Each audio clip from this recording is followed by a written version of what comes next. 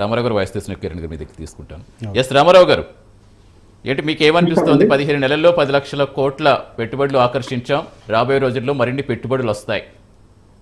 రేపు నవంబర్ 14-15 జరిగే విశాఖ సమ్మిట్లో కూడా మరిన్ని ప్రోత్సాహకాలు అందించే విధంగా, పెట్టుబడులు ఆకర్షించే విధంగా మా పాలన ఉంటుందని చెప్తున్నారు. మీకు ఏమనిపిస్తుంది? లోకేష్ గారు ఏపీ సర్కార్ కానీ తీసుకున్న చర్యలు ఎంతవరకు విజయవంతమయ్యాయి అనుకుంటున్నారు?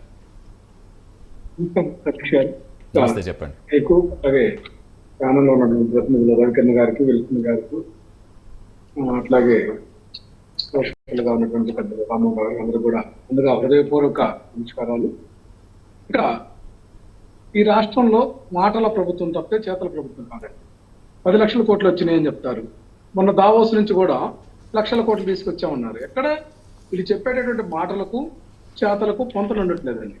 ప్రధానంగా తీసుకుంటే వీళ్ళు ఒక టైప్ ఆఫ్ నేచర్ నేర్చుకున్నారు. ఎందుకంటే ఒకటే మాలిన అబద్ధాలు కనుక చెప్తా ఉంటే ఆ అబద్ధాలన్నీ కూడా నిజాలైపోతాయి అనేటువంటి ఆలోచనకు వచ్చారు. మనం చూస్తా ఉంటే గతంలో 2014 నుంచి 19 వరకు కూడా వీళ్ళు ఇదే మాటలు చెప్పి కాలక్షేపం చేసి కళ్ళబొల్లి కబుర్లు చెప్పారనేది మనకు అర్థమవుతుంది. ఎందుకంటే మేము ఉద్యోగాలు ఇస్తామని చెప్పి వాళ్ళు ఇచ్చినటువంటి 5 సంవత్సరాల్లో ఉద్యోగాలు 34,138 మాత్రమేనండి. 2014-19 తీసుకుంటే ఎలాగేదండి ప్రభుత్వం, ఇదే డబుల్ ఇంజిన్ సర్కారేగా.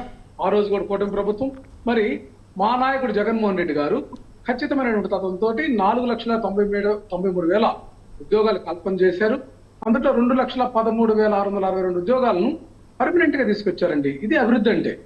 అట్లాగే 58,000 మంది ఆర్టీసీ ఉద్యోగులను కూడా రెగ్యులరైజ్ చేశారు. అట్లాగే ఆర్టీసీని కూడా ఏదైతే కార్పొరేషన్ కూడా ప్రభుత్వ పరం చేసినటువంటి అంశానికి ఆ మాట కూడా కట్టుబడి చేశారు. అలాగే ఆ రోజు కేంద్ర ప్రభుత్వం యొక్క లెక్కలు తీసుకుంటే ఇండస్ట్రీస్ గ్రాస్ వాల్యూ ఎడిషన్ తీసుకుంటే 2019 వరకు 11.92% ఉంటే దాన్ని 12.61% గవర్నమెంట్ ఆఫ్ ఇండియా లెక్కల ప్రకారమే పెంచినటువంటి ఘనత జగన్మోహన్ రెడ్డి గారి దండి. ఇది 11వ ప్లేస్ లో ఉన్నటువంటి దాన్ని 8వ ర్యాంకు తీసుకొచ్చాం.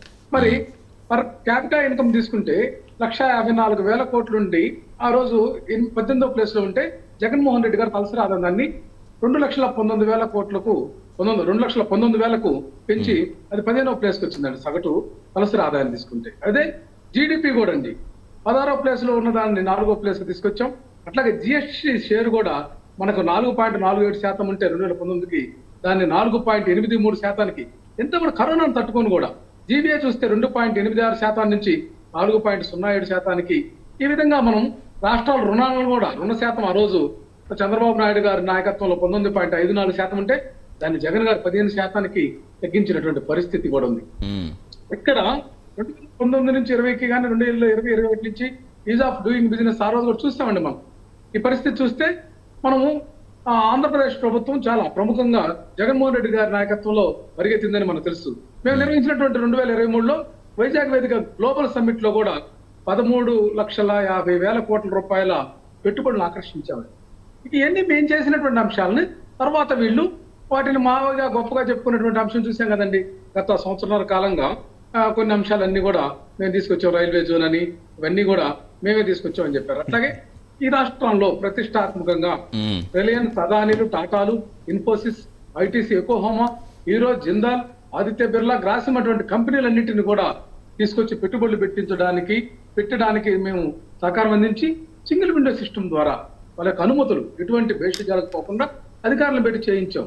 ఇది అంటే రామారావు గారు మీరు చెప్తున్నారు తీసుకొచ్చామని, తీసుకొచ్చినవన్నీ ఏమయ్యాయి?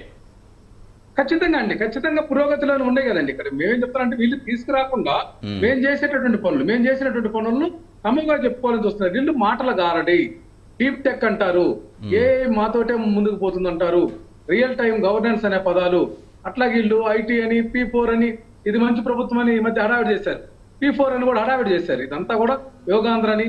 అంతా ఏంటంటే వీళ్ళు పబ్లిసిటీ కోసము వీళ్ళ ఫ్లెక్సీలు, ఫోటోలు, పబ్లిసిటీ గవర్నమెంట్ ప్రభుత్వ ధనంతో ప్రజాధనంతో ఏర్పాటు చేసుకోవడానికి చేస్తున్నటువంటి నినాదాలు తప్ప మరొకటి కాదు. అంటే ఏ పెట్టుబడి అసలు మీకు కనిపించట్లేదా, రాలేదా, మీకు అసలు వచ్చినట్టుగా అనిపించట్లేదా? రామారావు గారు ఒక పాయింట్ క్లారిటీగా చెప్పండి. ఇప్పుడు సరే కాదు 2014 నుంచి 19 వరకు ఏం జరిగిందో, 19 వరకు ఏం జరిగిందో సరే, వాట్ ఎవర్ ఇట్ ఈస్ జరిగిందేదో జరిగింది అనుకుందాం.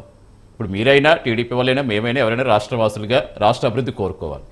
సో కోరుకున్నప్పుడు అసలు ఏ పెట్టుబడులు వచ్చినట్టుగా అనిపించడం లేదా? ముందు పార్టీ పరంగా కాకుండా జనరల్ గా మాట్లాడుకుంటే ఇంకా రాజధాని కోసం, ఇంకా పోలవరం కోసం, వీటి గురించి మాట్లాడుకునే మనకు 11 ఏళ్ళుగా సరిపోతుంది. స్పీడ్ ఆఫ్ డూయింగ్ బిజినెస్ అని మాట్లాడుతున్నారు. నేను కాదంటలా, మీరు స్పీడ్ ఎక్కడ ఉందనేది మీరు చెప్పాలా. లోకేష్ గారు ఏదైతే విద్యాశాఖలో చూసుకుందాం మనం ఒకసారి చూసుకుంటే, మనము విద్యాశాఖలో ఈయన యొక్క పనితీరు తీసుకుంటే 10th క్లాస్ విద్యార్థుల మార్కుల లిస్టుల విషయమేనండి, మార్కుల ఫలితాల విషయం.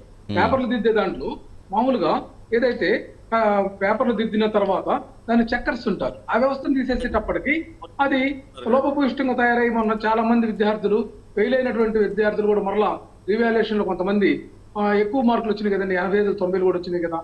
ఇట్లాంటి పరిస్థితి లోపభూయిష్టమైనటువంటి విధానం లోకేష్ గారి శాఖలోనే జరుగుతా ఉంది. అట్లాగే ఈ మధ్య మెడికల్ కాలేజెస్ అంశం కూడా వీళ్ళు ప్రభుత్వం వచ్చిన తర్వాత మాకు సీట్లు అవసరం లేదని కేంద్ర ప్రభుత్వానికి లేఖ రాసినటువంటి ఆ దరిద్రపు గొట్టు వ్యవహారం చేశారండి. ఈ రోజు వాళ్ళు చెప్తున్నారు ఒక్క కాలేజీ కూడా పూర్తిగా నిర్మాణం చేయలేదు జగన్మోహన్ రెడ్డి గారని. అసలు 7 కాలేజీలు ఆచరణలో మొత్తం కూడా ప్రారంభానికి నోచుకున్నటువంటి పరిస్థితి ఉంది. మిగతా ఆన్ గోయింగ్ ప్రాసెస్ ఉంటే 15 నెలల పాటు పట్టించుకోకుండా ఇవాళ పీపీపీ పద్ధతిలో ప్రైవేటు వాళ్ళ కట్టబట్టాలనేటువంటి ఆకాంక్షతోటి వీళ్ళు దాన్ని యొక్క లక్షల కోట్ల రూపాయల విలువ చేసేటటువంటి యొక్క ప్రజల యొక్క ఆస్తిని, ప్రజల యొక్క భవిష్యత్తుని వీళ్ళు తాకట్టు పెట్టాలని చూస్తున్నారు లేదండి.